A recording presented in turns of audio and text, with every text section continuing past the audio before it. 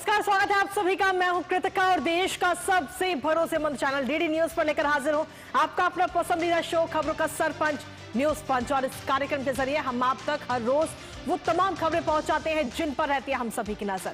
और न्यूज पंच में सिर्फ खबर नहीं होती बल्कि होती है हर खबर की पूरी पड़ताल। और आज न्यूज पंच के जरिए जिन प्रमुख खबरों की करेंगे हम पड़ताल, जानेंगे लेटेस्ट अपडेट अपने संवाददाताओं से, साथ ही मेहमानों से भी जुड़ेंगे। सबसे पहले एक नजर डालेंगे उन प्रमुख खबरों पर। तो आज सबसे पहले और प्रमुख तौर पर बात होगी बंगाल से जुड़ी हुई। जी हां, जहां आपको बता दें कि पश्चिम बंगाल में बदलाव की हुंकार करते हुए प्रधानमंत्री नरेंद्र मोदी नजर आए हैं। बीते कल उनका दौरा था पश्चिम बंगाल का और पश्चिम बंगाल जाकर के उन्होंने जहां एक तरफ सौगात दी तो वहीं दूसरी तरफ घुसपैठियों पर निशाना साधते हुए नजर आए। विपक्ष पर निशाना साधा, भ्रष्टाचारियों पर निशाना साधते हुए प्रधानमंत्री नरेंद्र मोदी नजर आए हैं। लेकिन इसके साथ ही प्रधानमंत्री ने पश्चिम बंगाल की धरती से और क्या कुछ कहा है, बताएंगे विस्तार से आपको इस खबर के बारे में। इसके साथ ही जो दूसरी प्रमुख खबर है वो भी आपको बता दें कि अंतरिक्ष की ऊंचाइयों पर भारत लगातार अपनी उड़ान भर रहा है, क्योंकि एक एक कदम पार किए जा रहे हैं। और आज भी एक खास दिन भी है। आज दरअसल राष्ट्रीय स्पेस डे आज पूरा भारत इस वक्त मना रहा है। ये दूसरा राष्ट्रीय स्पेस दिवस है। आखिर ये स्पेस दिवस किस लिए मनाया जाता है, कब इसकी शुरुआत हुई, बताएंगे ये तमाम चीजें इस खबर के विस्तार में। लेकिन इसके साथ ही जो तीसरी प्रमुख खबर अंतर्राष्ट्रीय जगत से जुड़ी, जी हां, जहां अमेरिका के राष्ट्रपति डोनाल्ड ट्रंप ने पुतिन को अल्टीमेटम दे दिया। अब ये अल्टीमेटम क्या है और क्यों ये अल्टीमेटम पुतिन को दिया गया है, किस तरीके के संकेत इस वक्त नजर आ रहे हैं अंतर्राष्ट्रीय जगत से, बताएंगे विस्तार से आपको इस खबर के बारे में भी। तो चलिए शुरुआत करते हैं न्यूज पंच की आज की प्रमुख खबर के साथ, जहां प्रधानमंत्री नरेंद्र मोदी ने पश्चिम बंगाल में टीएमसी यानी तृणमूल कांग्रेस और ममता सरकार पर जमकर बरसे और साथ ही घुसपैठियों को भी कड़ी चेतावनी प्रधानमंत्री नरेंद्र मोदी ने दी। दरअसल बीते कल पीएम नरेंद्र मोदी बिहार और पश्चिम बंगाल का दौरा किया। इसके साथ ही प्रधानमंत्री ने इस दौरान बिहार और साथ ही पश्चिम बंगाल को बड़ी सौगात तो दी ही, लेकिन साथ ही विपक्ष, भ्रष्टाचारी और घुसपैठियों पर जमकर बरसते हुए नजर आए। प्रधानमंत्री नरेंद्र मोदी ने कहा कि देश में अब घुसपैठियों के लिए कोई जगह नहीं है और भ्रष्टाचारी चाहे कितना भी बड़ा नेता क्यों ना हो, कानून से वो नहीं बचेगा। इसके साथ ही प्रधानमंत्री के इस दो टूक संदेश ने न सिर्फ राजनीतिक हलकों में हलचल मचा दी, बल्कि आम जनता के मन में भी ये विश्वास जगा दिया। प्रधानमंत्री नरेंद्र मोदी ने साफ शब्दों में कहा कि अब कोई भी नेता, चाहे प्रधानमंत्री हो, मुख्यमंत्री हो या फिर मंत्री, अगर जेल गया तो उसे कुर्सी छोड़नी ही होगी। अब प्रधानमंत्री नरेंद्र मोदी ने अपने संबोधन में और बहुत कुछ कहा है। क्या कुछ उन्होंने कहा है वो आपको बताएंगे विस्तार से, साथ ही करेंगे चर्चा अपने संवाददाता से। लेकिन उससे पहले आपको दिखाते हैं पश्चिम बंगाल में गरजे प्रधानमंत्री नरेंद्र मोदी।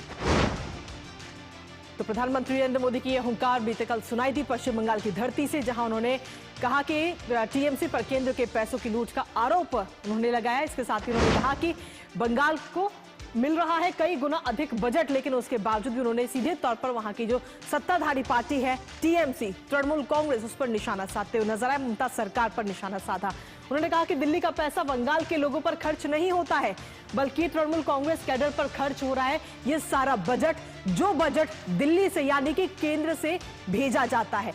इसके साथ ही टीएमसी राज्य में बेटियों पर, बहनों पर अत्याचार बढ़ाए। जिस तरीके से लगातार पश्चिम बंगाल से खबरें सामने आती हैं, उन खबरों का जिक्र प्रधानमंत्री की तरफ से बीते कल किया गया। उन्होंने कहा कि क्राइम और करप्शन टीएमसी सरकार की अब पहचान बन चुकी है। इसके साथ ही उन्होंने कहा कि तृणमूल कांग्रेस के राज में विकास संभव ही नहीं है पश्चिम बंगाल के अंदर। ये बात भी बीते कल प्रधानमंत्री नरेंद्र मोदी ने कही। इसके साथ ही उन्होंने कहा कि बंगाल को सच्चा परिवर्तन की इस वक्त जरूरत है। ये बात प्रधानमंत्री ने कही और कहा कि अपराधी सत्ता में नहीं बल्कि जेल में होने चाहिए। तो सीधे तौर पर विपक्ष पर भी निशाना साधा, ममता सरकार पर भी निशाना साधते हुए प्रधानमंत्री नरेंद्र मोदी नजर आए। लेकिन इसके साथ ही आपको बता दें कि कोलकाता की धरती से घुसपैठियों को भी प्रधानमंत्री नरेंद्र मोदी ने बीते कल सीधी चेतावनी दी है। और प्रधानमंत्री ने इस दौरान कहा कि घुसपैठियों को देश बर्दाश्त नहीं कर सकता है, देश नहीं सह सकता है। घुसपैठियों को बाहर का रास्ता दिखाया जाएगा, भारत से बाहर उनको भेजा जाएगा। घुसपैठियों की बढ़ती जो संख्या लगातार बढ़ रही है, वो इस वक्त सबसे बड़ी चिंता का विषय बन चुकी है। नौजवानों का रोजगार ये जो घुसपैठिए आ रहे हैं वो छीनते हुए नजर आते हैं। नौजवानों का जो रोजगार है वो घुसपैठियों के पास जा रहा है।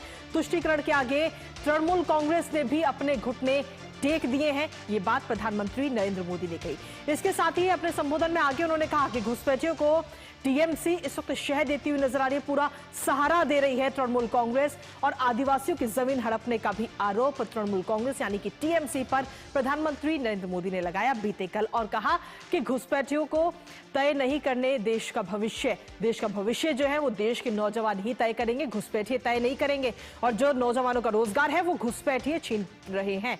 और इसके साथ ही प्रधानमंत्री नरेंद्र मोदी ने बंगाल में बदलाव से होगा विकास, इसका भी जिक्र किया कि आखिर कैसे विकास किया जा सकता है पश्चिम बंगाल में। उन्होंने कहा कि संकल्प को सिद्ध करती है भारतीय जनता पार्टी, और आबादी के लिहाज से अगर हम देखें तो पश्चिम बंगाल बड़े राज्यों में एक है, बड़े राज्यों में शुमार है पश्चिम बंगाल का भी नाम, और पश्चिम बंगाल को इस वक्त नई रोशनी की जरूरत है।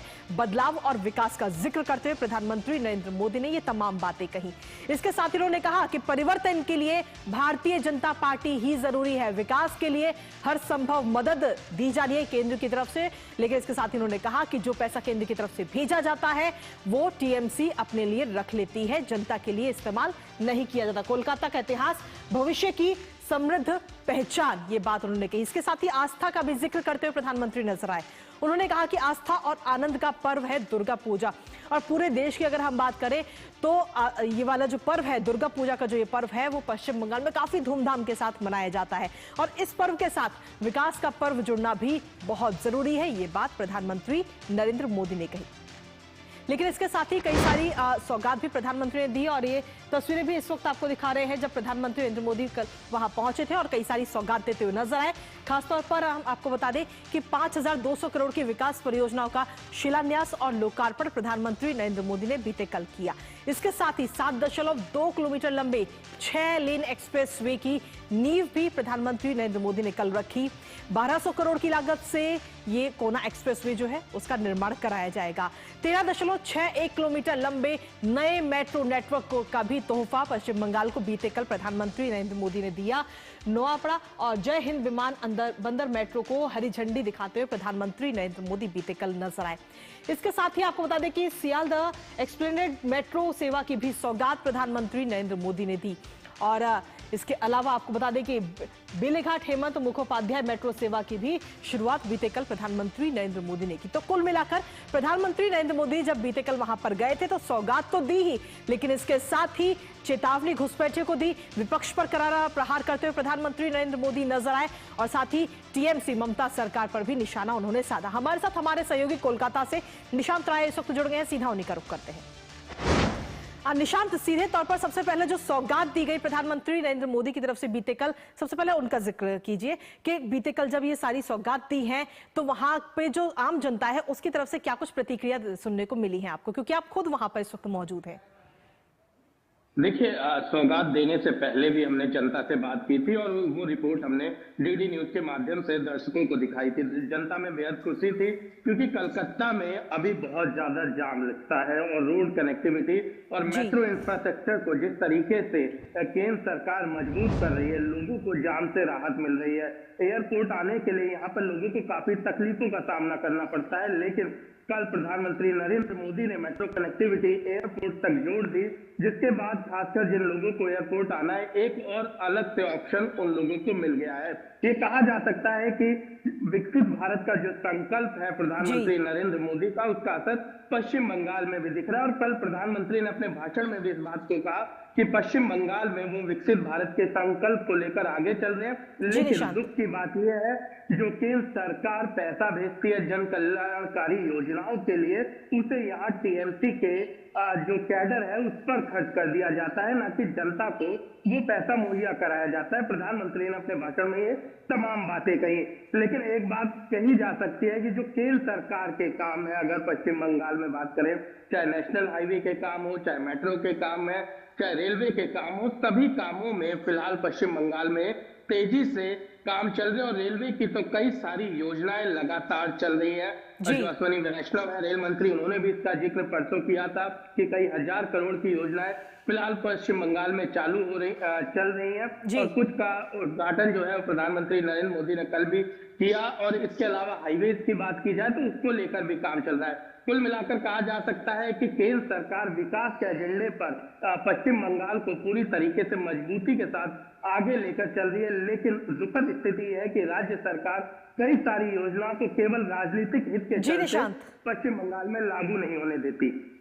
इसके साथ ही निशांत, सीधे तौर पर टीएमसी और ममता सरकार पर भी प्रधानमंत्री नरेंद्र मोदी हमलावर होते हुए नजर आए और उन्होंने सीधे तौर पर कहा कि जब केंद्र की तरफ से जनता के लिए पैसा भेजा जाता है, योजनाओं के लिए पैसा भेजा जाता है, तो वो जनता के इस्तेमाल में ना लेकर टीएमसी कैडर के लोगों को दे दिया जाता है।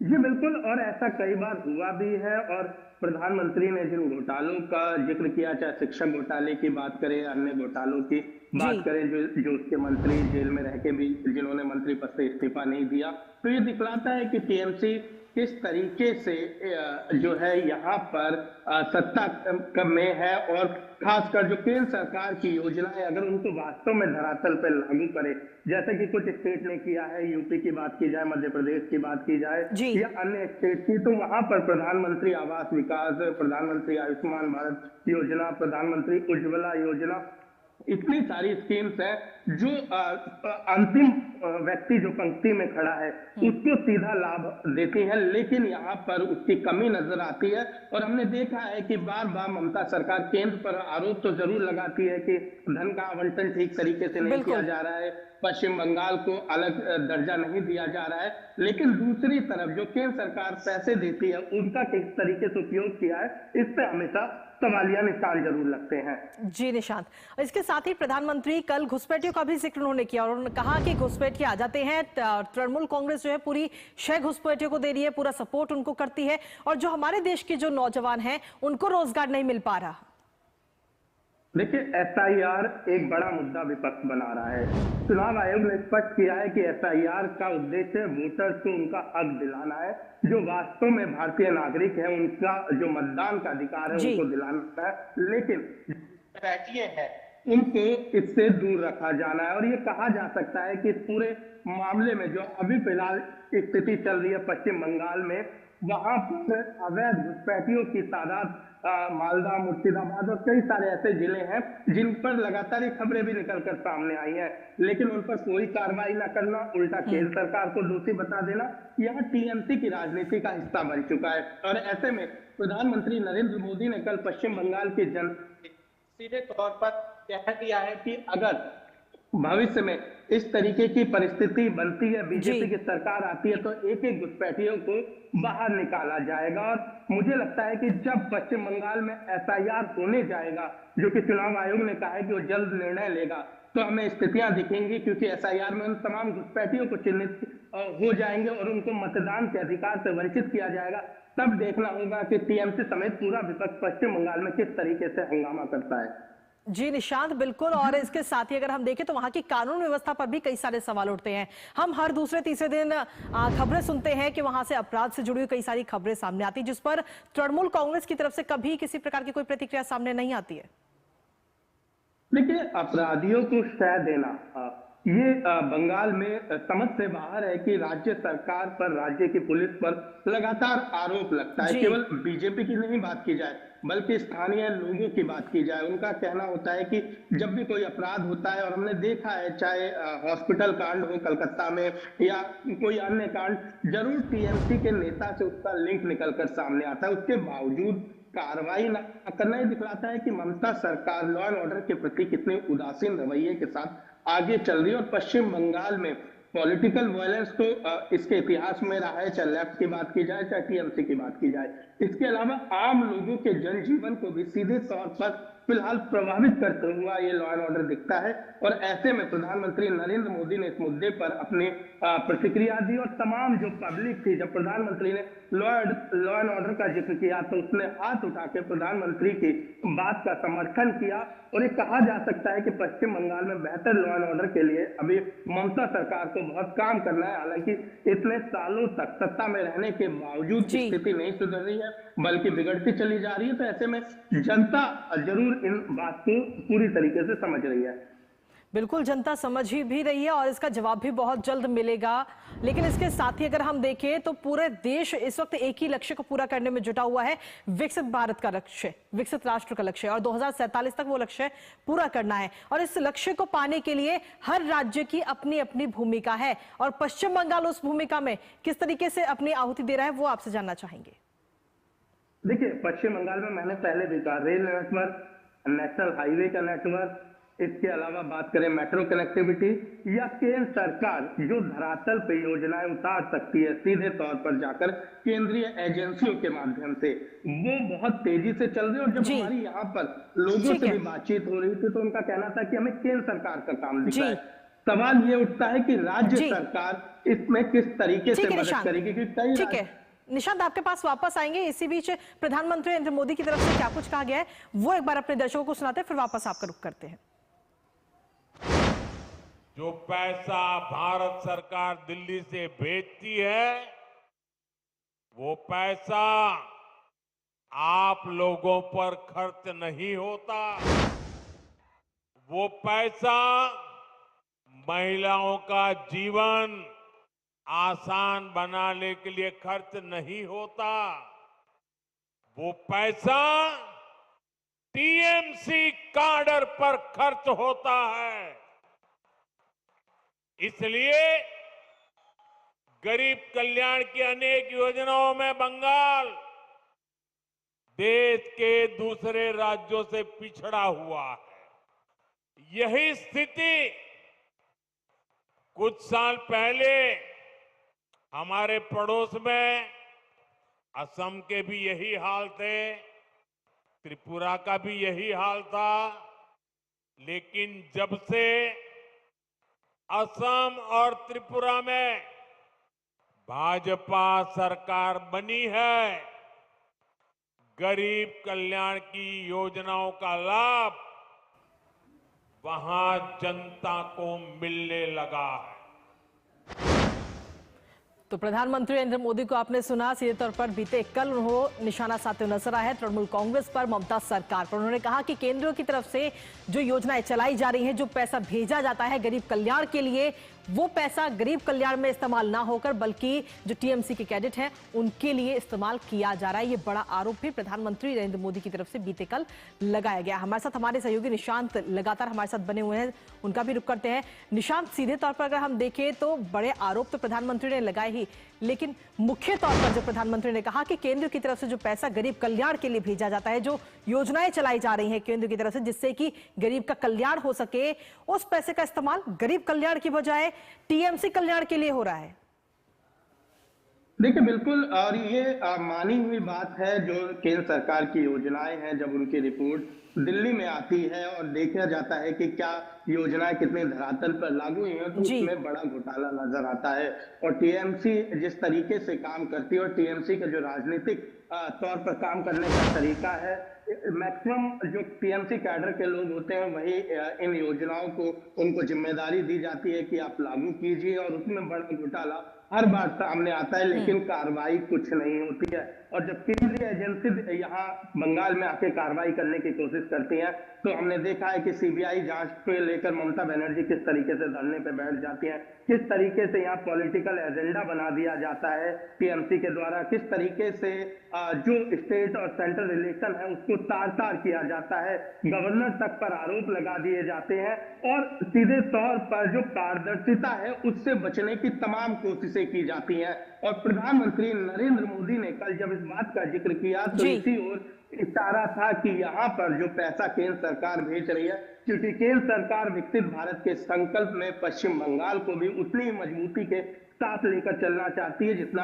देश के अन्य राज्य, और किसी भी राज्य में सरकार हो या ना हो इसको लेकर कोई भेद नहीं करती है। लेकिन पश्चिम बंगाल में स्थितियां बिल्कुल विपरीत है। केंद्र सरकार के साथ आना तो दूर, ममता बनर्जी पूरी तरीके से उन योजनाओं को जमीन पे लागू नहीं होने देती हैं, उल्टा घोटाले और सामने नजर आ जाते हैं।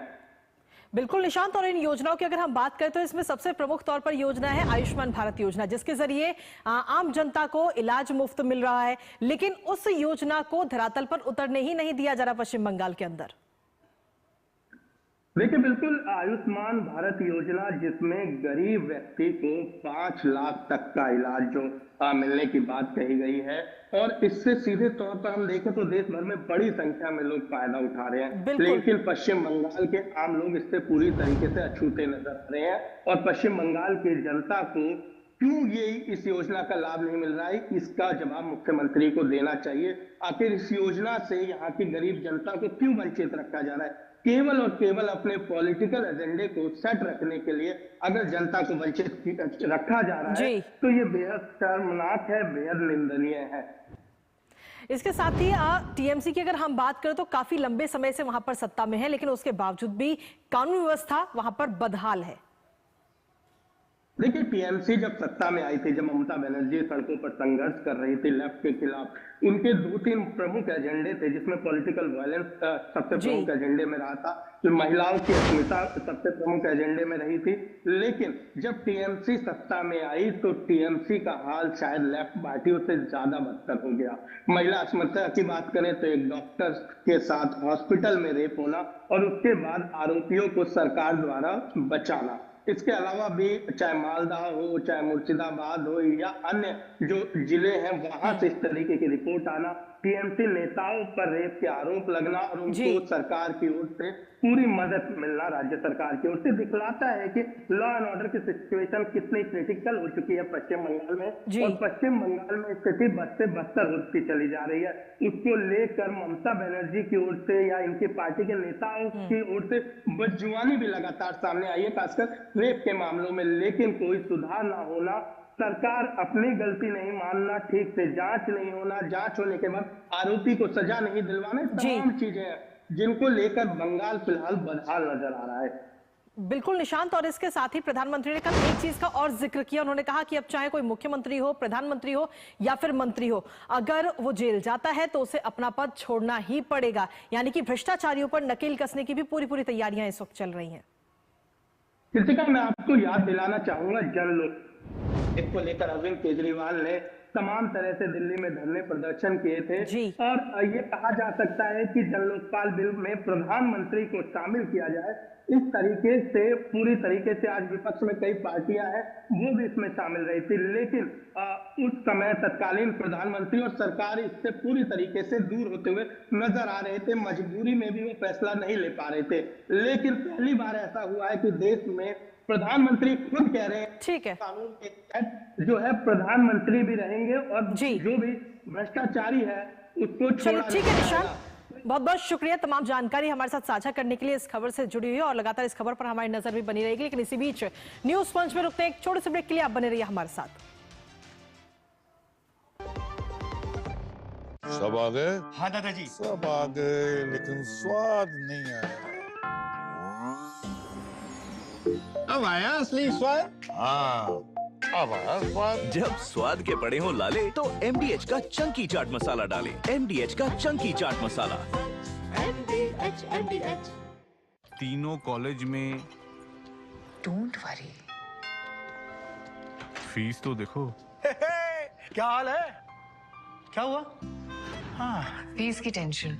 राहुल का बैंक अकाउंट तो है ही, रास्ता क्लियर। बैंक से जरूरत भर के हिसाब से स्टूडेंट एजुकेशन लोन इजीली मिलेगा, और उसमें भी 4 लाख रुपए तक, नो कोलैटरल। वो कहाँ है? मिठाई। RBI कहता है करो से ही शुरुआत, बनो फाइनेंशियली स्मार्ट।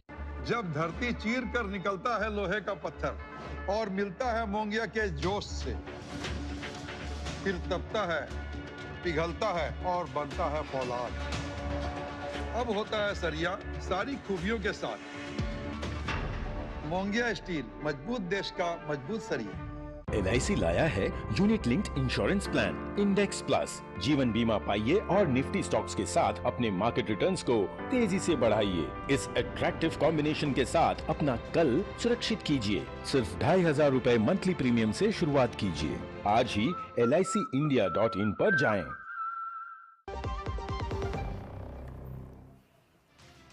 और ब्रेक के बाद एक बार फिर से स्वागत है आप सभी का। अब बात करते हैं बढ़ते हुए भारत की, जो लगातार एक कदम आगे बढ़ रहा है और पूरी दुनिया में अपना परचम लहरा रहा है। जी हां, आज है नेशनल स्पेस डे। आज का दिन भारतीय अंतरिक्ष विज्ञान और राष्ट्र के आत्मनिर्भरता के प्रतीक के रूप में याद रखा जाता है। चंद्रयान 3 की सफलता ने भारत को विज्ञान और तकनीकी जगत में अग्रणी बना दिया है और भारत लगातार इसमें और उपलब्धियां भी जोड़ता जा रहा है। इंडियन स्पेस रिसर्च ऑर्गेनाइजेशन यानी इसरो इस समय 100 से ज्यादा सैटेलाइट लॉन्च करने की तैयारी में है, जिससे इसरो स्पेस की दुनिया में एक तहलका मचा देगा। और सिर्फ सैटेलाइट नहीं बल्कि भारतीय अंतरिक्ष स्टेशन भी स्थापित करने जा रहा है, जो आत्मनिर्भर भारत की छवि को और बड़ा दिखाएगा। दिखाएंगे आपको भारतीय स्पेस स्टेशन की पहली झलक और किन सुविधाओं से होगा लैस, बताएंगे आपको। साथ ही करेंगे चर्चा अपने संवाददाता से और मेहमान से, जो अब से कुछ ही देर में हमारे साथ जुड़ेंगे। लेकिन सबसे पहले आपको दिखाते हैं राष्ट्रीय अंतरिक्ष दिवस आज। जी हां, आज की अगर हम बात करें तो चंद्रयान 3 मिशन की ऐतिहासिक सफलता का प्रतीक है आज का दिन, राष्ट्रीय अंतरिक्ष दिवस, जो कि 2023 से शुरू किया गया था। विक्रम रोवर की चंद्रमा पर सफल सॉफ्ट लैंडिंग की दूसरी वर्षगांठ है आज का दिन, और इसीलिए भारत किस तरीके से लगातार अंतरिक्ष क्षेत्र में कदम बढ़ा रहा है उसका जीता जागता उदाहरण। इसरो की उपलब्धियों का भी जिक्र इसमें किया जाता है। अभी तक की जो इसरो की उपलब्धियां रही हैं, इसरो के तमाम मिशनों ने इतिहास रचा है और पूरी दुनिया की नजर इस वक्त इसरो के ऊपर लगातार बनी हुई है, क्योंकि चंद्रयान से इसरो ने लोहा मनवा लिया है। इसके साथ ही आत्मनिर्भर भारत की भी एक अलग ही झलक भारत में दिखाई है। मंगलयान मिशन से दुनिया को हैरान कर दिया इसरो ने, और भारत किस तरीके से आगे लगातार बढ़ रहा है उसका एक जीती जागती मिसाल ये पेश की गई है। और इसके बाद में पूरी दुनिया की नजर इस वक्त भारत पर लगातार बनी हुई है। भारत जो लगातार एक एक करके सारी उपलब्धियां हासिल कर रहा है। लेकिन इसके साथ ही भारतीय अंतरिक्ष स्टेशन का पहला मॉडल भी इस वक्त सामने आ चुका है, और आपको बता दें कि BAS-01 को 2028 में स्पेस भेजने की तैयारी इस वक्त इसरो की तरफ से की जा रही है, जिसमें 2028 तक अंतरिक्ष में स्थापित करने का लक्ष्य इसका रखा गया है। पृथ्वी से 450 किलोमीटर ऊपर लो अर्थ ऑर्बिट से इसको भेजा जाएगा, जो भारत का अंतरिक्ष मिशन के तहत आता है। और इसके साथ ही आपको बता दें कि पूरी तरह से स्वदेशी तकनीक पर BAS आधारित है, और इसके साथ ही आत्मनिर्भर भारत की झलक तो इसमें दिखती ही है। लेकिन इसके साथ ही 2035 तक स्पेस में भारत का अंतरिक्ष स्टेशन बनकर पूरी तरह से तैयार हो जाएगा। तो वो दिन अब दूर नहीं है जब अंतरिक्ष के क्षेत्र में भारत नंबर 1 पर होगा। और अभी तक आपको बता दें कि कुल 5 मॉडल मिलकर स्टेशन को बनाया जाएगा। लेकिन इसके साथ ही आखिर BAS-01 की खासियत क्या कुछ है, जिसकी तैयारियां इस वक्त जोरों शोरों से चल रही है, एक नजर उनकी खासियत पर डालते हैं। दरअसल भारतीय अंतरिक्ष स्टेशन जो कि 10 टन वजनी है, और इसके साथ ही Bharat docking system, Bharat berthing mechanism, स्वचालित हैच सिस्टम, ये सारी इसकी खूबियां हैं जो इसके अंदर हैं। Radiation, micro meteoroid, orbital debris से बचने में भी भारतीय अंतरिक्ष स्टेशन जो है वो सक्षम है। आधुनिक इलेक्ट्रॉनिक्स सिस्टम आसानी से अपग्रेड इसमें किए जा सकते हैं। वैज्ञानिक तस्वीरें लेने के लिए भी व्यू पोर्ट्स इसमें शामिल किए गए हैं, जो अपने आप में इसकी और खूबी को बढ़ा देते हैं। पर्यावरण नियंत्रण और साथ ही जीवन रक्षा प्रणाली भी इसके अंदर मौजूद है, यानी कि जो अंतरिक्ष यात्री इसमें जाएंगे उनकी सुरक्षा का भी पूरा ध्यान इसके जरिए रखा जा रहा है। तो ये तो रही इसकी तमाम खासियत, लेकिन खासियत के साथ ही आखिर इसका लक्ष्य क्या है, भारतीय अंतरिक्ष स्टेशन का लक्ष्य क्या है, एक नजर उस पर भी आपको डालते हैं। दरअसल अंतरिक्ष स्टेशन का यह लक्ष्य है जिसमें माइक्रोग्रेविटी रिसर्च से ग्रेविटी इफेक्ट को समझा जाएगा। इसके जरिए अंतरिक्ष में लंबे समय तक रहने के लिए बेहद जरूरी है, और तभी हम इसको समझ पाएंगे कि ग्रेविटी इफेक्ट क्या कुछ है। इसके अलावा अगर हम देखें तो तकनीकों का परीक्षण भी बहुत ज्यादा जरूरी है। मंगल और चंद्रमा जैसे मिशनों के लिए तकनीक डेवलप करना इसका मुख्य लक्ष्य है। स्पेस टूरिज्म के लिए भी BAS का इस्तेमाल किया जा सकता है। आगे आने वाले समय में वैश्विक अंतरिक्ष अनुसंधान में भारत का जो रुतबा है वो और ज्यादा बढ़ता हुआ लगातार नजर आ रहा है। और इसके साथ ही जो नई पीढ़ी है, भारत के जो नौजवान है, वो भी अब स्पेस साइंस में अपना करियर बनाने के लिए आगे आने वाले समय में प्रेरित करता हुआ नजर आएगा। और हर कोई आज की तारीख में अगर हम देखें तो छोटे बच्चों से भी जब पूछा जाता है कि आप आगे क्या बनना चाहते हैं, तो उनकी जबान पे शुभांशु शुक्ला का भी नाम हमने सुना है। यानी कि किस तरीके से अंतरिक्ष लगातार जो इसरो है वो अंतरिक्ष क्षेत्र में लगातार प्रगति तो कर ही रहा है, लेकिन इसके साथ ही एक मिसाल भी पेश कर रहा है हमारे भारत के नौजवानों के लिए, और खास तौर पे जो हमारी युवा पीढ़ी जो आगे आने वाली है, जो छोटे बच्चे हैं, उनको भी प्रेरित करता हुआ नजर आता है। भारतीय अंतरिक्ष स्टेशन से इसरो किस तरीके से इतिहास रचेगा वो आपको बता दें, क्योंकि अभी तक अगर हम देखें तो चुनिंदा देशों में भारत जो है आगे आने वाले समय में BAS के जरिए शामिल हो जाएगा, क्योंकि अभी तक अंतरिक्ष में केवल 2 ही स्पेस स्टेशन मौजूद हैं, जिनमें से एक स्पेस स्टेशन जो है वो संयुक्त स्टेशन है, जो कि अमेरिका, रूस, यूरोप, जापान और कनाडा मिलकर ये संयुक्त स्टेशन बनाया गया। लेकिन इसके साथ ही जो दूसरा स्पेस स्टेशन है वो चीन का है।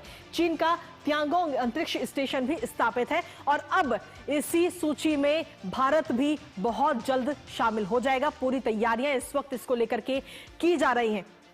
तो अंतरिक्ष के क्षेत्र में भारत किस तरीके से लगातार आगे बढ़ रहा है, क्योंकि बहुत जल्दी 100 से ज्यादा सैटेलाइट भी भारत लॉन्च करने की तैयारी में है। कई सारे मिशन भी इस वक्त चल रहे हैं, और इसरो के आगामी मिशन की अगर हम बात करें तो उसमें कई सारे महत्वपूर्ण मिशन है। एक नजर उस पर भी डाल लेते हैं, फिर करेंगे चर्चा। दरअसल इसरो के जो आगामी मिशन है उसमें गगनयान मिशन मुख्य तौर पर है, 2026 तक इसकी तैयारी है। इसके साथ ही चंद्रयान 4 की अगर हम बात करें तो 2028 तक चंद्रमा से नमूने लाने का ये मिशन है। और ये तो बात रही चंद्रयान की। शुक्रयान की अगर हम बात करें तो 2025 से 26 में शुक्र ग्रह का अध्ययन करने वाला भी एक मिशन इस लिस्ट में, इस सूची में शामिल है। अंतरिक्ष पर्यटन की अगर हम बात करें तो BAS के जरिए भारत अंतरिक्ष पर्यटन के बाजार में भी अब उतर जाएगा, और जिस पर इस वक्त पूरी दुनिया की भी नजर है, क्योंकि अंतरिक्ष के क्षेत्र में भारत लगातार उड़ान भरता हुआ नजर आ रहा है, और जो उपलब्धियां हासिल हो रही हैं उन उपलब्धियों पर पूरी दुनिया की नजर है। पहले भारत दूसरे देशों को देखकर आगे बढ़ता था, लेकिन अब जो पूरी दुनिया है उसकी नजर इस वक्त भारत पर है कि भारत किस तरीके से आगे बढ़ रहा है, और फिर पीछे पीछे दुनिया के बाकी देश भी आ रहे हैं। इसी पर हमारे साथ में इस वक्त खास मेहमान जुड़ रहे हैं, सीधा उन्हीं का रुख करेंगे। लेफ्टिनेंट जनरल अनिल भट्ट जी इस वक्त हमारे साथ जुड़ रहे हैं, जो कि इंडियन स्पेस एसोसिएशन के रिटायर्ड DG हैं। बहुत बहुत स्वागत है आपका अनिल जी। सीधे तौर पर स्पेस स्टेशन का हम लगातार बात कर रहे हैं, और आज का दिन भी काफी खास और महत्वपूर्ण है, राष्ट्रीय स्पेस दिवस है आज। तो ऐसे में भारत लगातार किस तरीके से उपलब्धियां हासिल कर रहा है, सबसे पहले वो आपसे जानना चाहेंगे। तो देखिए, पहले तो आज का दिन बहुत महत्वपूर्ण है। 2 साल पहले हमारे प्राइम मिनिस्टर ने जब चंद्रयान का सक्सेस हुई थी, उसके बाद में अनाउंस किया था कि अब हर साल जिस दिन चंद्रयान 3 की लैंडिंग हुई थी उस दिन को नेशनल स्पेस डे की तरह मनाया जाएगा जी। और ये दूसरा नेशनल स्पेस डे दिल्ली में इसरो आज मना रही है। पहले स्पेस डे में चीफ गेस्ट हमारे प्रेसिडेंट थे, और आज प्राइम मिनिस्टर की भी स्पीच कुछ समय बाद मेरे को जो पता लगा है वो वहाँ पर नेशनल स्पेस डे में होने वाली है। पिछले साल एक बहुत ही महत्वपूर्ण चीज़ हुई, और वो ये हुई कि 2045 तक का स्पेस में भारतवर्ष का क्या प्लान है वो अप्रूव किया गया। इसरो ने उसको प्रपोज किया और सरकार ने, कैबिनेट ने उसको अप्रूव किया। उसका एम क्या है? उसका एम है, जैसे आपने बताया, 2028 से 2035 तक भारतीय अंतरिक्ष स्टेशन बनेगा, साथ ही चंद्रयान 4 मिशन, और 2040 तक पहला भारतीय स्पेस व्हीकल में जाकर चांद पर जाकर वापस आएगा। ये बहुत ही अहम और महत्वपूर्ण कदम है। रॉकेट लॉन्च करना, सैटेलाइट बनाना, ये और अलग अलग ग्रहों पर मिशन भेजना, ये तो इसरो पहले कर चुकी है। पर एक क्रूड मिशन भेजना, एक आदमी को स्पेस में भेजना, इस मिशन का पहला स्टेप हुआ जब एक्सियम 4 द्वारा शुभांशु शुक्ला इस साल स्पेस में गए जी।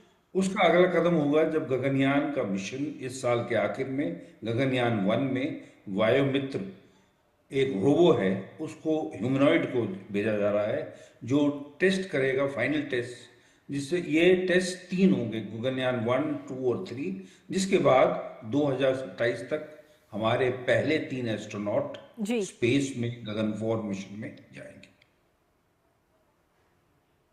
जी अनिल जी, और इसके साथ ही अगर हम देखें तो आगे भी कई सारे मिशन इस वक्त लिस्ट में जुड़े हुए हैं, क्योंकि इसरो की तरफ से अगर हम देखें तो 100 से ज्यादा सैटेलाइट लॉन्च करने की पूरी तैयारी है। कई सारे मिशन है, जिसमें गगनयान मिशन है, चंद्रयान मिशन है, मंगल मिशन है, कई सारे मिशन भी इसमें शामिल हैं। अनिल जी। जी हाँ, तो देखिए, स्पेस, जैसे आपने बोला, स्पेस एक ऐसा क्षेत्र है जिसमें हम हर एक भारतीय को गर्व होना चाहिए जो इसरो ने अचीव किया। जी। हम जहाँ से शुरू हुए थे 1963 में, 1969 में, और जहाँ पहुँचे हैं, हम दुनिया के कुछ ही चुनिंदा देशों में से हैं जिन्होंने स्पेस फेरिंग नेशन में, जो कि हर रॉकेट लॉन्च कर पाए हैं, अपनी सैटेलाइट बना पाए हैं, बल्कि रॉकेट से और देशों की भी सैटेलाइट लॉन्च कर पाए हैं। बिल्कुल। और साथ ही मंगलयान मिशन किया है, जो कि एक यूनिक मिशन था। जिस तरीके से उसको पूरा जनरेट और पावर जनरेट की गई और जिस तरीके से उसका वो किया गया था, मिनिमम फ्यूल में हम मंगल तक पहुंच पाए थे। और साथ ही कॉस्ट वाइज वो हॉलीवुड की एक पिक्चर से भी कम की उसकी कीमत थी। तो भारतीय साइंटिस्ट ने, इसरो के साइंटिस्ट ने पिछले 60 सालों में जो अचीवमेंट्स किए हैं, उससे हम सबका माथा बहुत ऊंचा होता है। और आगे भी हम स्पेस की दुनिया में सब चुनिंदा देशों में से एक रहेंगे। जी, चुनिंदा देशों में से एक भी है। और इसके साथ ही अब भारत जो है बहुत जल्दी अंतरिक्ष में अपना स्पेस स्टेशन भी स्थापित करने जा रहा है और इसकी तैयारियां भी बहुत जोरों शोरों से चल रही है। इसकी एक झलक हमने हाल ही में देखी भी। जी। और ये स्टेशन इसमें समय लगेगा, क्योंकि पिछले साल ही हमने पहली बार स्पेस डॉकिंग की जो टेक्नोलॉजी है उसको अचीव कर लिया है। एक और क्रिटिकल टेक्नोलॉजी है जिसको अचीव करना है गगनयान द्वारा, और वो है, जैसे आप बता रहे थे, इन्वायरमेंटल कंट्रोल और लाइफ सपोर्ट सिस्टम। ठीक है अनिल जी, इसी बीच आपको रोकना चाहेंगे। आपको बता दें कि दूसरे राष्ट्रीय अंतरिक्ष दिवस पर प्रधानमंत्री नरेंद्र मोदी का वीडियो संदेश आपको दिखाते हैं। केंद्रीय कैबिनेट के साथी, इसरो और स्पेस सेक्टर के सभी वैज्ञानिक एवं इंजीनियर्स और मेरे प्यारे देशवासियों, आप सभी को नेशनल स्पेस डे की बहुत बहुत शुभकामनाएं। इस बार स्पेस डे की थीम है आर्यभट्ट से गगनयान तक। इसमें अतीत का आत्मविश्वास भी है और भविष्य का संकल्प भी है। आज हम देख रहे हैं, इतने कम समय में ही नेशनल स्पेस डे हमारे युवाओं में उत्साह और आकर्षण का अवसर बन गया है। ये देश के लिए गर्व की बात है। मैं स्पेस सेक्टर से जुड़े सभी लोगों को, वैज्ञानिकों को, सभी युवाओं को नेशनल स्पेस डे की बहुत बहुत बधाई देता हूं। अभी भारत ने international olympiad on astronomy and astrophysics, उसकी मेजबानी भी की है। इस कंपटीशन में दुनिया के 60 से ज्यादा देशों से लगभग 300 युवाओं ने हिस्सा लिया। भारत के युवाओं ने मेडल भी जीते। ये ओलंपियाड स्पेस सेक्टर में भारत की उभरती लीडरशिप का प्रतीक है। साथियों, मुझे खुशी है कि युवा साथियों में स्पेस के प्रति रुचि बढ़ाने के लिए इसरो द्वारा भारतीय अंतरिक्ष हैकाथॉन और रोबोटिक्स चैलेंज जैसी पहल भी की गई है।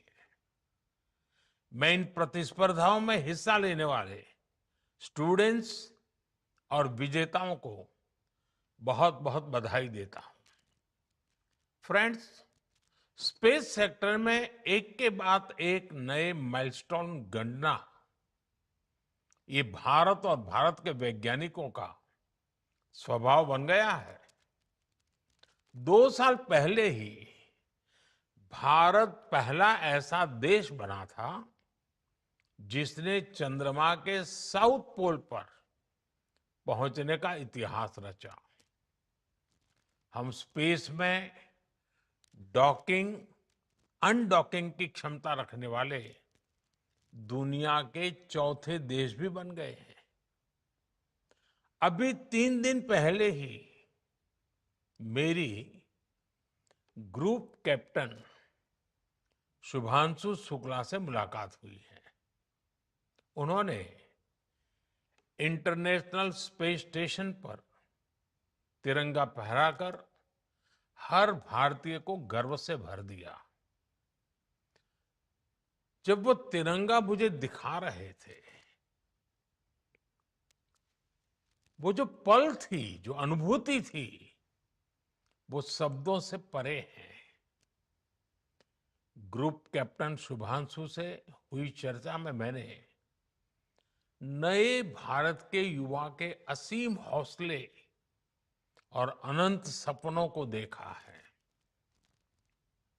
इन सपनों को आगे बढ़ाने के लिए हम भारत का एस्ट्रोनॉट पूल भी तैयार करने जा रहे हैं।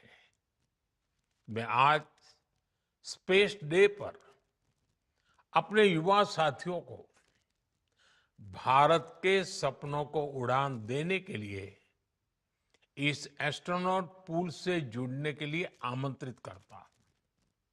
साथियों, आज भारत सेमी क्रायोजेनिक इंजन और इलेक्ट्रिक प्रोपल्शन जैसी ब्रेक थ्रू टेक्नोलॉजी में तेजी से आगे बढ़ रहा है।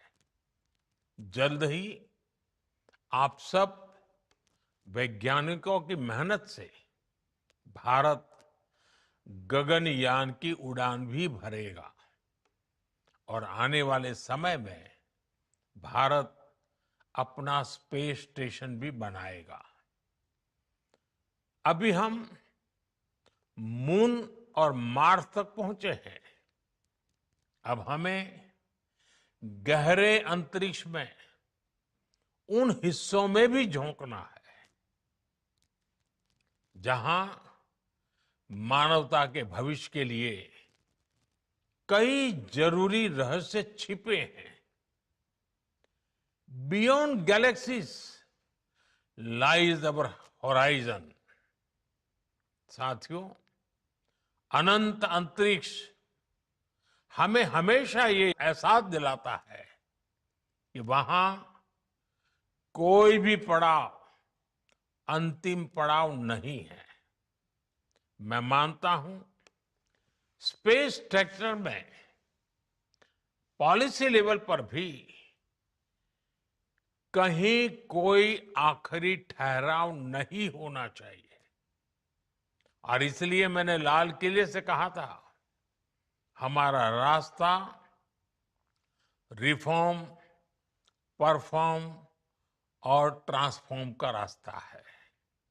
इसलिए बीते 11 वर्षों में देश ने स्पेस सेक्टर में एक के बाद एक लगातार बड़े रिफॉर्म्स किए हैं। एक समय था जब स्पेस जैसे फ्यूचरिस्टिक सेक्टर को देश में अनेक पाबंदियों से बांध दिया गया था। हमने इन बेड़ियों को खोला। हमने प्राइवेट सेक्टर को स्पेस टेक में परमिशन दी और आज देखिए देश में 350 से ज्यादा स्टार्टअप्स स्पेस टेक के इनोवेशन और एक्सेलरेशन का इंजन बनकर उभर रहे हैं।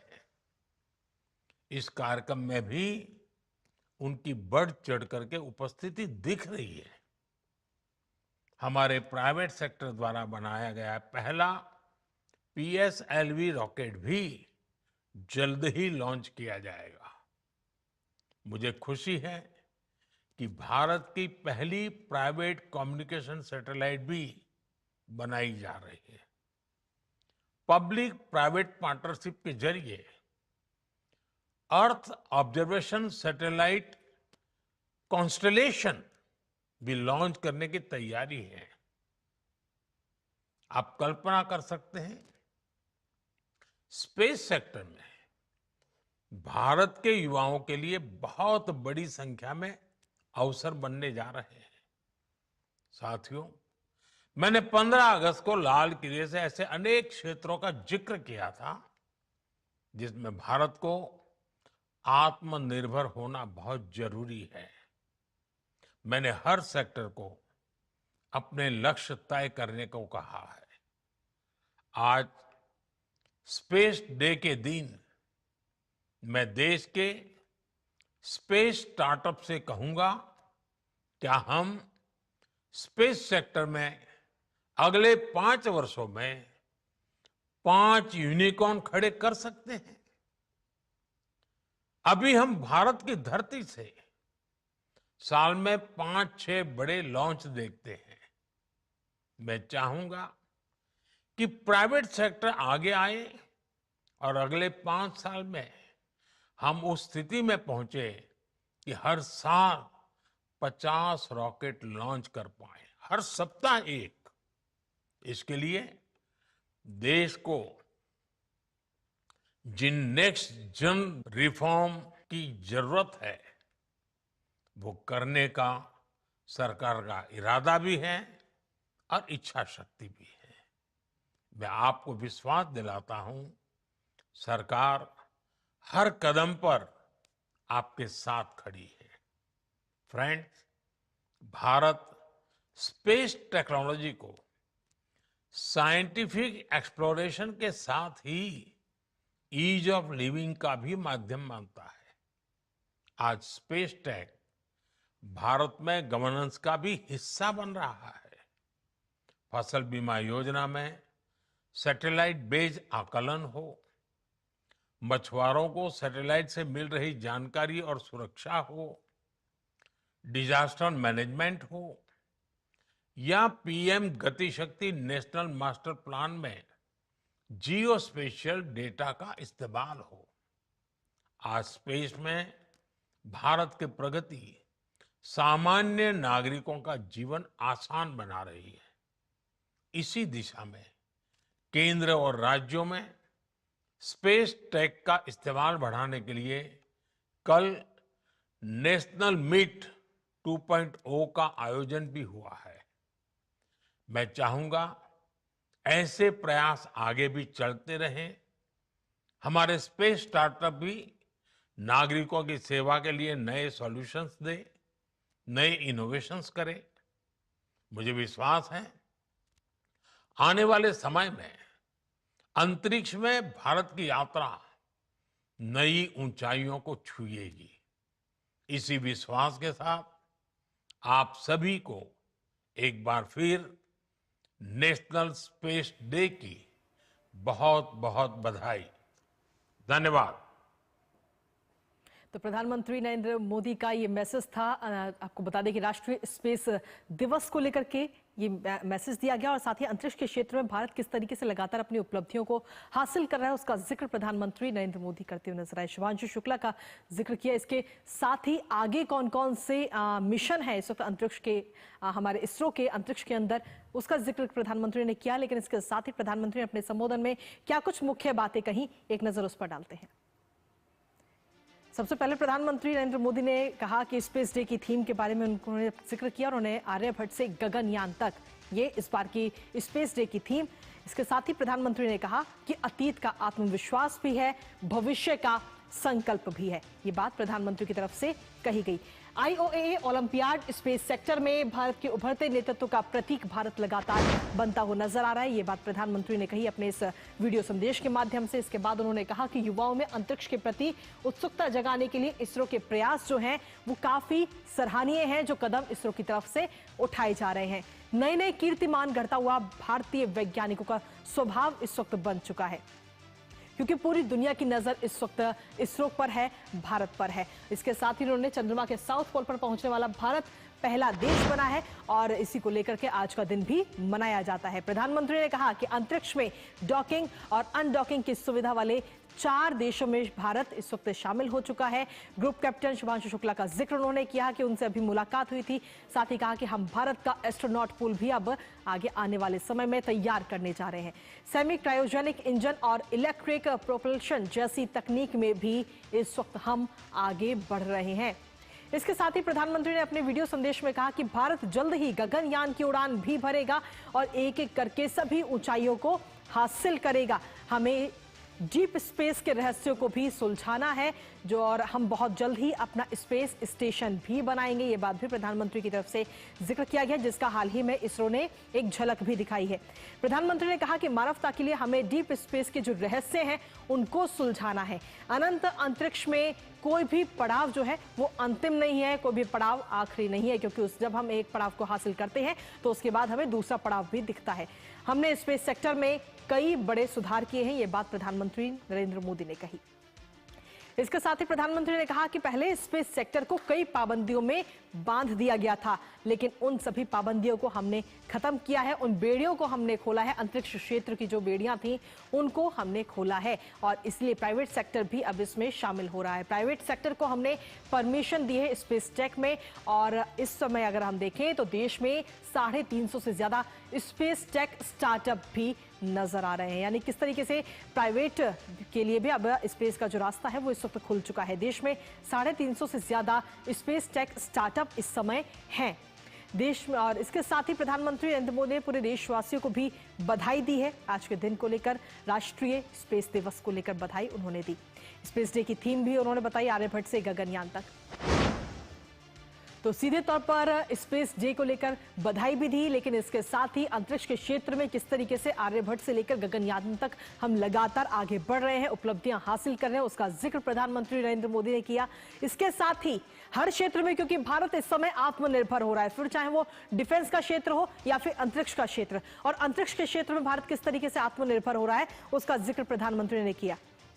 और हमारे साथ में हमारे मेहमान इस वक्त लगातार बने हुए हैं, अनिल जी, उनका भी रुख कर लेते हैं। अनिल जी, हमारी लगातार चर्चा हो ही रही थी स्पेस को लेकर के, इसी बीच प्रधानमंत्री नरेंद्र मोदी का ये वीडियो संदेश भी हमने सुना और इस वीडियो संदेश में प्रधानमंत्री नरेंद्र मोदी ने अंतरिक्ष के क्षेत्र में भारत किस तरीके से आगे बढ़ रहा है, अपनी ऊंचाइयों को हासिल कर रहा है, उसका जिक्र भी किया और आत्मनिर्भर भारत की झलक किस तरीके से इसरो और अंतरिक्ष के क्षेत्र में दिखती है वो भी दिखाई, वो भी बताई। और जब एक बहुत अहम चीज जो इसमें प्राइम मिनिस्टर ने बताई और जो हो रही है वो है प्राइवेट सेक्टर जो 2020 से स्पेस में आया है। एक तो 350 कंपनियां बनी है और उससे ज्यादा अहम क्या हुआ है कि गवर्नमेंट का जो स्पेस के नए स्टार्टअप्स के ऊपर जो विश्वास है, जैसा प्राइम मिनिस्टर ने बताया, अगली PSLV जो बनेगी, 5 PSLV एक प्राइवेट कंसोर्टियम HAL और L&T बना रहे हैं और अगली 5 PSLV जो लॉन्च होंगी और सैटेलाइट्स को ले जाएंगी वो प्राइवेट सेक्टर की बनाई हुई होंगी। यही नहीं, सेना के लिए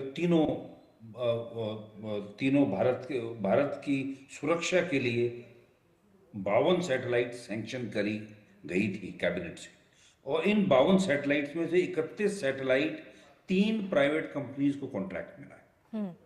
इससे भारत के प्राइवेट सेक्टर को ग्रो करने में, आगे बढ़ने में बहुत ही अहम सपोर्ट मिलेगा। और कुछ ही दिन पहले एक EO satellites, earth observation satellite की 10 से 12 सैटेलाइट का एक कंसोर्टियम भी बन रहा है जो कि एक फिर से 4 स्टार्टअप्स को उसका कॉन्ट्रैक्ट मिल चुका है। तो प्राइम मिनिस्टर ने जो बोला कि 5 साल के बाद करीब 50 रॉकेट हर साल प्राइवेट सेक्टर लॉन्च कर पाए, मुझे पूरा विश्वास है कि ये काबिलियत हमारे प्राइवेट सेक्टर में जो गवर्नमेंट ने जो सपोर्ट दिया है, गवर्नमेंट का जो इम्पीटस है, उसके कारण निश्चय ही होगा। हमारी कुछ कंपनियां हैं जिन्होंने प्राइवेट कंपनी है उन्होंने प्री ऑर्बिटल लॉन्च कर लिए हैं और शीघ्र ही फ्यूचर में उनके अगले साल या उसके अगले साल ऑर्बिटल लॉन्च भी होंगे और वो अपने भारत के अंदर और दुनिया की सैटेलाइट्स को लॉन्च करने के लिए प्राइवेट सेक्टर की कंपनियां होंगी। SSLV भी जो इसरो ने एक छोटी रॉकेट बनाई थी छोटी सैटेलाइट्स को ऊपर लॉन्च करने के लिए, उसकी पूरी ट्रांसफर ऑफ टेक्नोलॉजी अब HAL को हो रही है और वो प्राइवेट सेक्टर में बनेगा। तो बहुत से पहले सब कुछ जो स्पेस में हो रहा था वो इसरो लीड कर रहा था, पर अब भारत में सरकार की मदद से इंडियन स्पेस एंटरप्राइज बना है, जिसमें इसरो ही नहीं, प्राइवेट सेक्टर, एकेडमिया, ये सब भी जुड़ गए हैं, जो कि स्पेस को आगे बढ़ाने में मदद कर रहे हैं। इसके साथ ही अनिल जी, अगर हम बात करें युवाओं की, तो उनके लिए भी अब कहीं ना कहीं आज की तारीख में एक प्रेरणा बनता हुआ नजर आ रहा है, और कई सारे लोग, और खासतौर पे जो छोटे बच्चे हैं जो अभी पढ़ाई ही कर रहे हैं 9वीं 10वीं की खासतौर पे, उनके मन में अब ये जिज्ञासा भी है कि वो भी जाएं अंतरिक्ष में, देखें किस तरीके से काम होता है इसरो में। यानी कुल मिलाकर उस क्षेत्र में करियर बनाने की कोशिश भी अब छोटे बच्चे कर रहे हैं, और उनका अब सपना भी है, खासतौर पर शुभांशु शुक्ला के अंतरिक्ष जाने के बाद में। तो निश्चय ही शुभांशु शुक्ला के जाने के बाद में स्पेस की तरफ अट्रैक्शन स्पेशली यूथ में बहुत बढ़ गया है जी। और जैसा आपने शुरू में कहा एक समय कि पहले अगर किसी बच्चे को पूछते थे वो क्या बनना चाहता है, उसके अनेक वो एम्बिशंस होते थे, पर एक नया एम्बिशन और जो कि नंबर 1 पर आज के दिन में होगा वो है शुभांशु शुक्ला की तरह एस्ट्रोनॉट बनना।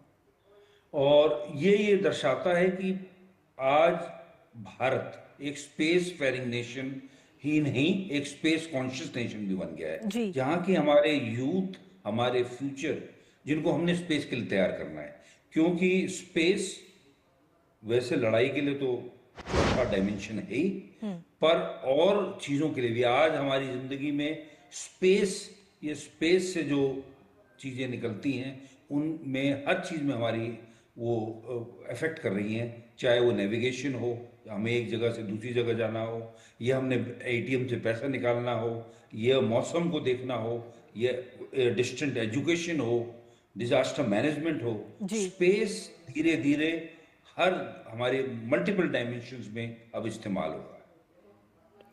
इसके साथ ही अनिल जी, अगर हम देखें तो पिछले 10 सालों के अंदर इसरो की जो मिशन है उसमें काफी प्रगति आई है। हालांकि इससे पहले 2014 से पहले हमने देखा है कि इसरो पे ज्यादा ध्यान नहीं दिया जाता था, बजट भी काफी कम था, लेकिन उसके बाद में पिछले 10 सालों के अंदर मिशन की जो संख्या है वो भी बढ़ी है। तो देखिए, एक तो सबसे बड़ी क्लैरिटी, और जो अभी कुछ ही समय पहले गवर्नमेंट ने जैसे अनाउंस किया और मैं बता रहा था कि 2040 तक इसरो ने क्या करना है, उसके लिए सैंक्शंस हो गए हैं, अप्रूवल हो गए, और वो शुरू होगा गगनयान से इस साल के आखिर में, और खत्म होगा जब हम चांद में 2040 में पहुंचेंगे।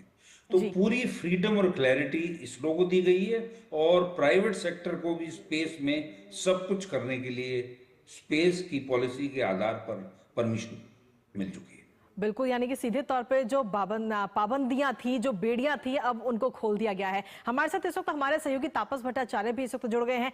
तापस, आज जो दिन है वो भी बेहद खास है, और आज के दिन को लेकर कार्यक्रमों का भी आयोजन किया जा रहा है। इसके साथ ही प्रधानमंत्री नरेंद्र मोदी ने जो अभी संदेश दिया, उस संदेश में आत्मनिर्भर भारत की भी झलक दिखती है। इसके साथ ही अंतरिक्ष के क्षेत्र में भारत किस तरीके से एक एक कदम आगे बढ़ रहा है और नई नई ऊंचाइयों को हासिल कर रहा है, उसका भी जिक्र साफ नजर आता है। तापस। कृतिका, इसमें कोई दो राय नहीं कि भारत एक नई ऊंचाई छूने के लिए तैयार है। प्रधानमंत्री नरेंद्र मोदी के विजन्स के जरिए एक जो रोड मैप तैयार किया गया है, उसके चलते आज प्रधानमंत्री ने बहुत अहम चीज़ कही है। उन्होंने कहा प्राइवेट सेक्टर को आगे आने के लिए रास्ता खोल दिया गया है, जो बॉटल नेक थे पॉलिसी में वो हटा दिए गए हैं। प्रधानमंत्री ने कह दिया है अगले 5 साल में भारत को कम से कम 5 यूनिकॉर्न चाहिए स्पेस सेक्टर में।